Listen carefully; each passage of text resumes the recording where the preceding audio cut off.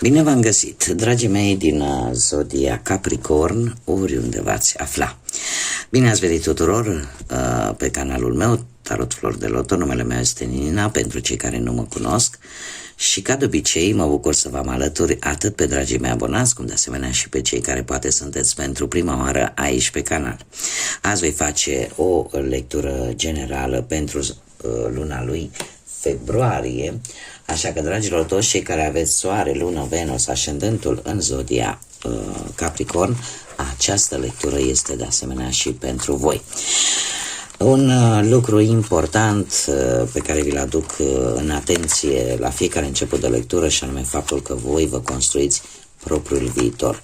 Așa că vă rog din suflet să luați decât acele mesaje care rezonează cu voi, iar restul lăsați-le să zboare în univers, pentru că sigur sunt pentru alte energii, alte persoane care într-o mai mică sau mai mare măsură au o legătură cu zodia Capricorn. Cei care deja mă urmăriți de ceva vreme știți că acum extrag cele 4 cărți, fiecare carte pentru fiecare săptămână a lunii, să avem așa o imagine de ansamblu asupra întregii luni februarie. Și haideți să vedem. Și începem cu prima săptămână, dragilor. Avem nodul. Se pare că prima săptămână din februarie vine cu niște planuri care se cam blochează, sau o situație care va intra într-un blocaj, dar nu va avansa. Poate să fie vorba de orice aspect al vieții, profesional, financiar sau amoros. În a doua săptămână din februarie se pare că o anumită sumă de bani vine către voi. Pur și simplu o intrare importantă de bănuți. În a doua săptămână avem o găleată vărsată.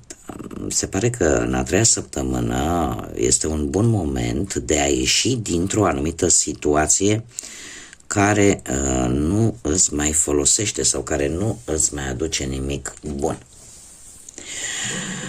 Avem de asemenea în ultima săptămână din februarie, avem mărul care ne vorbește de tentație, o anumită tentație care te va testa. Mare atenție, ceva care cumva va trebui să fii foarte atent și foarte înțelept. Ce vreau să vă spun, ultima săptămână din februarie este o săptămână importantă. Noi oricum o să fac niște lecturi speciale în acea perioadă. De ce? Pentru că avem pe 28 februarie o a 7-a planetă care se aliniază lângă celelalte 6 deja aliniate încă de la sfârșitul lui ianuarie.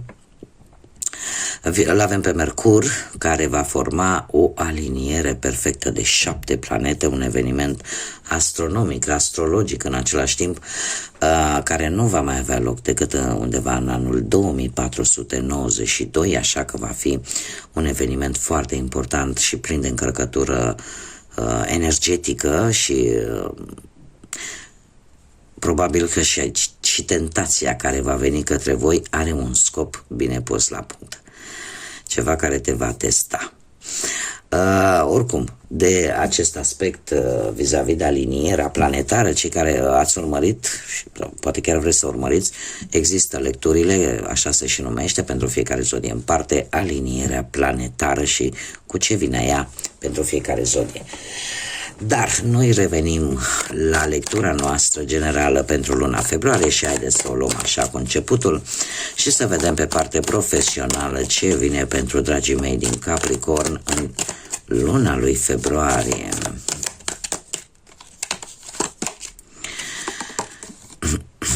Și avem un 5 de monede. Se pare că într-un trecut nu foarte îndepărtat, unii dintre voi poate chiar ați pierdut locul de muncă sau ați fost pe... foarte interesant.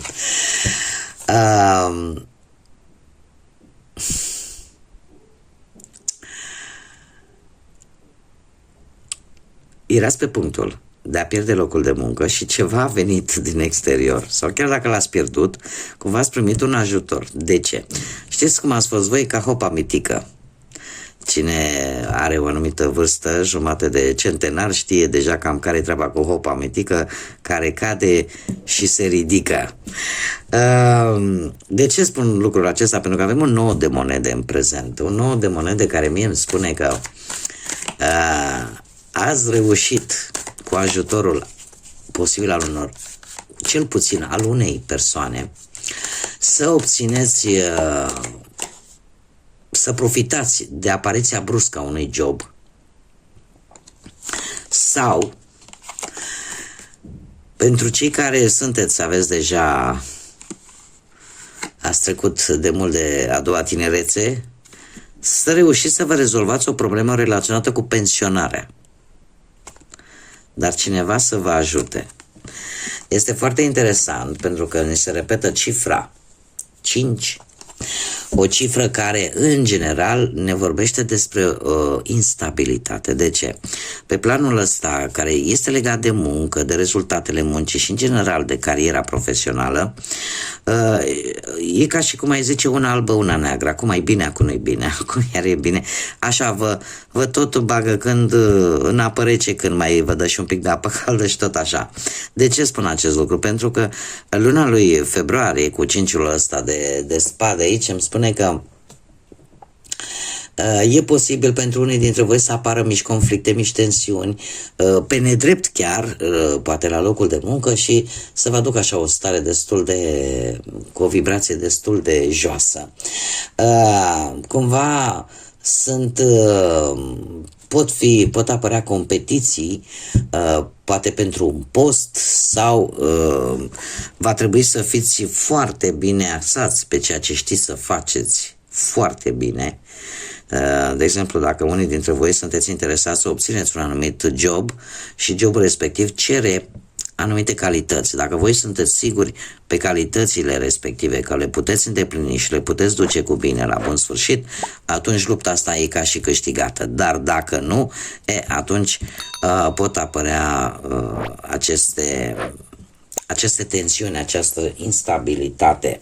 Iar în ceea ce privește cei care, desigur, au deja unul, mare atenție la locul de muncă, alegeți-vă bine bătăliile, dar nu vă implicați în conflicte care nu vă privesc în mod direct,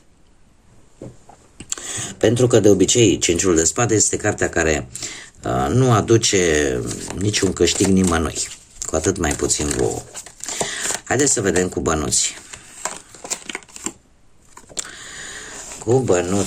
Cu bănuții avem un rege de cupe. Într-un trecut nu foarte îndepărtat, aș zice că ați cheltuit ceva bănuți, chiar dacă n-a fost o cheltuială pe lucruri foarte serioase, nu știu, parcă ați cheltuit așa mai mult emoțional, mai mult împinși de ce vă spunea vouă inimioara și sufletelul, dar cumva parcă ce ați cheltuit în momentul în care ați făcut-o din suflet, cumva e posibil, bănuții, să se fi întors înapoi la voi, poate nu neapărat din același loc în care voi ați dat, dar cumva e posibil să se fi întors înapoi la voi o anumită sumă de bani. În prezent este foarte interesant, deja avem un rege de cupe, avem un rege de monede. Trebuie să vă spun că regele de cupe vorbește de semne de apă, Rac, Pești, Scorpion, care posibil să aibă legătură cu o anumită situație financiară, iar în prezent aici sunteți voi. De ce? Pentru că reprezintă semnele de pământ, Taur, Fecioară sau Capricorn, la fel ca și voi. Numai un pic.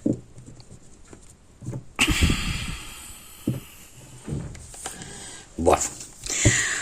Ce ne spune acest rege de monede? Păi ne spune că vine o fază de extindere după o muncă depusă, da, cum bine am văzut, posibil unii dintre voi să reușească în sfârșit să-și ia poate prima pensie, sau să rezolve ceva legat de pensie, sau să rezolvați ceva legat de bani, să vină niște bani în urma muncii pe care voi ați depus-o. De asemenea, trebuie să fiți un pic prevăzători și să vă asumați decât riscurile strict necesare și, desigur, să nu uitați să fiți calculați. Sunteți foarte ambițioși și e posibil chiar să ajutați pe cineva într-o situație financiară să-și găsească stabilitatea, da? Să vă aduceți aportul, ca să zic așa.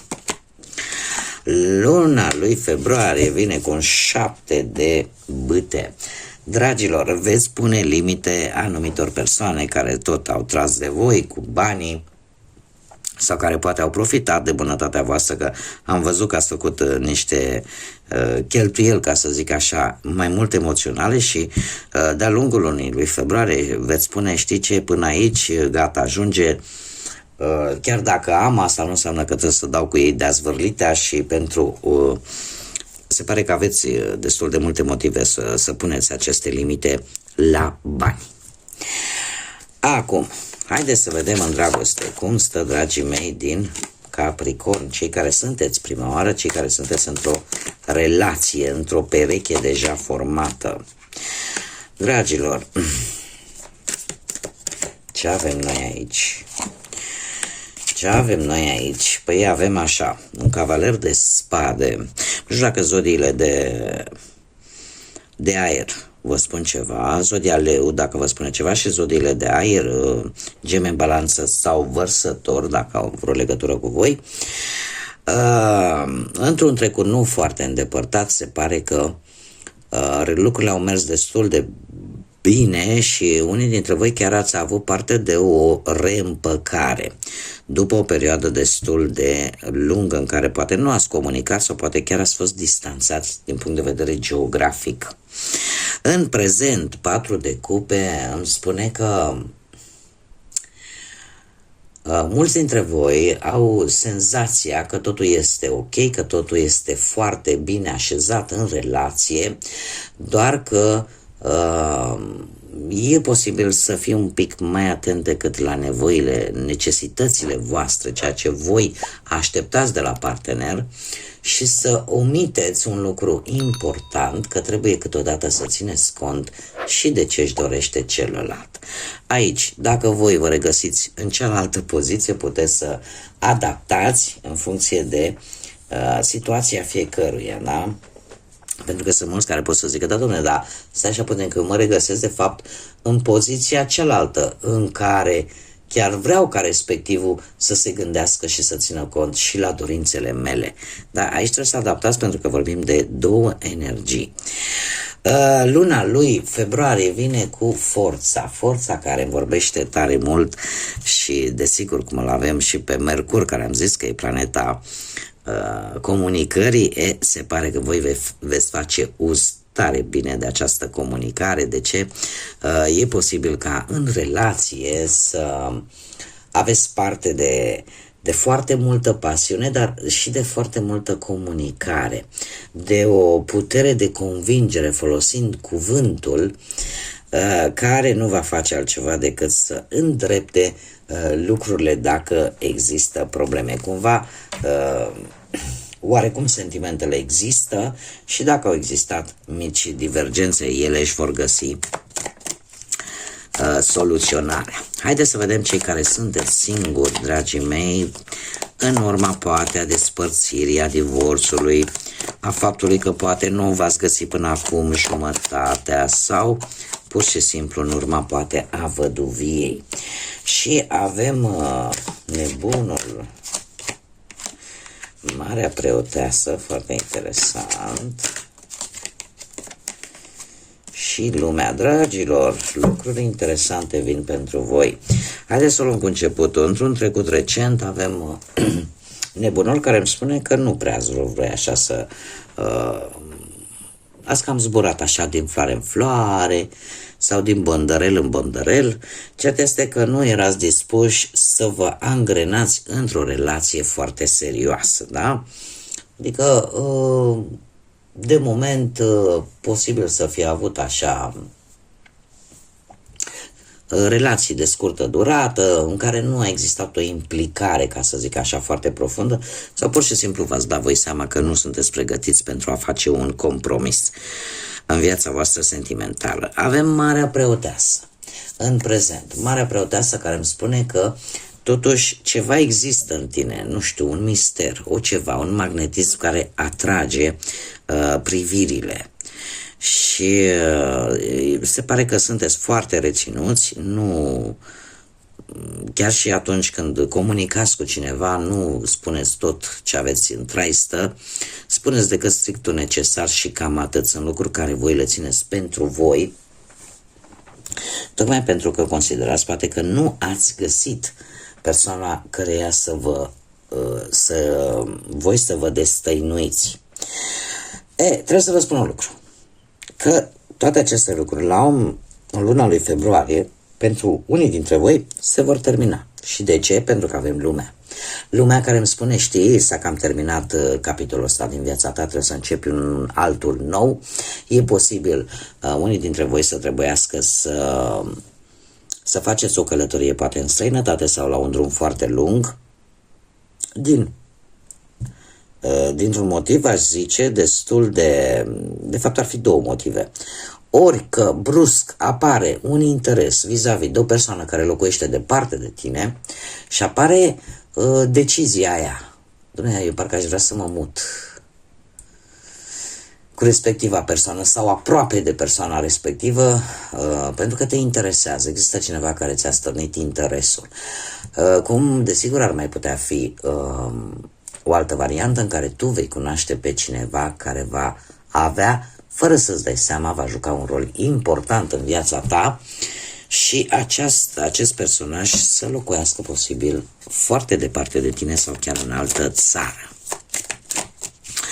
Haideți să vedem care sunt perioadele importante sau zilele importante de-a lungul lunii lui februarie pentru dragii mei din Capricorn. Și avem data de 2, foarte interesant, 2 februarie, sau la 2 zile, undeva pe 4 februarie, sau undeva la jumătatea lunii lui februarie, în care ceva va începe să funcționeze, ceva va avansa. Și avem de asemenea data de 10 februarie, ce interesant, data de 10 februarie în care, sau în 10 zile, sau în 10 săptămâni, mare atenție, asta înseamnă undeva, cred că la mijlocul lui aprilie, poate să fie, da, cea mai lungă perioadă, dar unde tu o vei lua din nou de la capăt. Vei avea un nou început. Bun, haideți să vedem ce inițiale de nume, prenume, pseudonim sau porecle de persoane cu care voi veți interacționa de-a lungul lunii lui februarie sau care vor avea ceva importanță pentru voi. Cum de asemenea vă puteți regăsi chiar propria inițială a propriului nume și asta înseamnă că sigur un mesaj este important pentru voi în această lectură. Și avem litera C, litera E, litera O, litera T. Ia să vedem. Litera R, litera M, litera X și litera H. Ca și zodii, avem zodii de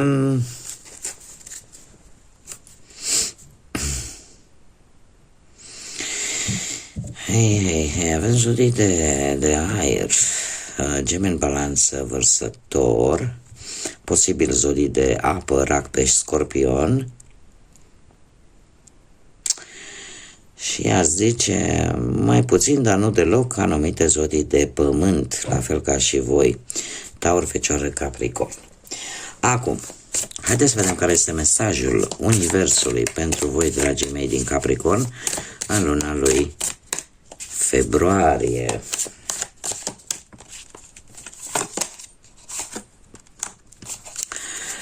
ce mesaj am pentru voi, dragii mei, și spune în felul următor: focusează-te, dar acordă atenție la ce este cu adevărat important pentru tine. Nu îți pierde timpul și energia făcându-ți mereu griji, pentru că nu vei face altceva decât să le amplifici. Acordă atenție la ceea ce contează pentru tine cu adevărat sau ceea ce contează pentru tine cel mai mult, pentru că cu fiecare gând tu de fapt îți creezi propriul viitor.